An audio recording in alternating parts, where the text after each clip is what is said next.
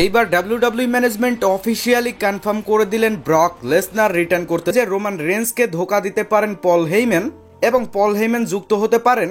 সময়ে পল Heymann Roman রেন্সকে বলেন যে একটি সমস্যা হয়ে গিয়েছে।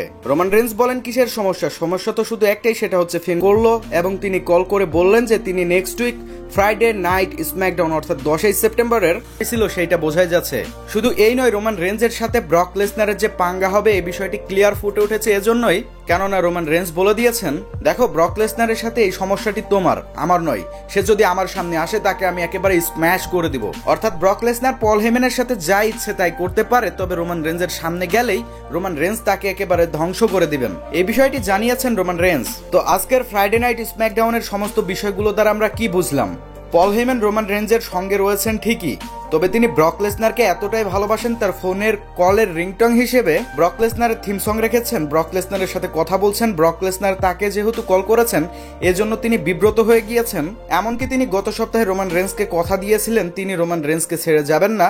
অনেক কষ্ট করে তিনি রোমান রেন্সের সাথে এই পর্যায়ে এসেছেন, এই বিষয়টি তিনি কখনোই ধ্বংস করবেন না। তবে আজকে তার আচরণ যেমন ছিল ব্রক লেসনারে কল দেওয়ার পরে যাচ্ছে এবং ডাব্লিউডাব্লিউই ম্যানেজমেন্ট আমাদেরকে একটা বিষয় একেবারে ক্লিয়ার করে দিল যে ব্রক লেসনার রিটার্ন করলে তিনি পল হেইম্যানের জন্যই করবেন এবং রোমান রেন্স ও ব্রক লেসনারের মধ্যে ফিউড হলে পল হেইম্যানের জন্যই হবে।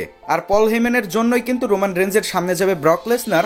আর রোমান রেন্স যেহেতু বলেছেন তাকে একেবারে স্ম্যাশ করে দিবে সামনে গেলে, সেহেতু এদের মধ্যেও আপনারা ফিউড দেখতে পারবেন।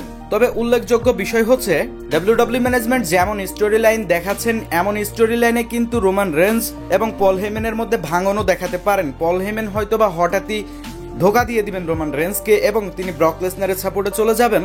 ঠিক এমন ভাবেই হয়তোবা পল হেইম্যানের পরিবর্তন ঘটতে পারে, আবার পল হেইম্যান রোমান রেন্সের সঙ্গে থেকে ব্রক লেসনারের বিরুদ্ধে মোকাবেলাও করতে পারেন। তবে নেক্সট উইক ফ্রাইডে নাইট স্ম্যাকডাউনের এপিসোডে আপনারা সেই বিষয়গুলো একেবারে ক্লিয়ারলি বুঝে যাবেন। ধন্যবাদ।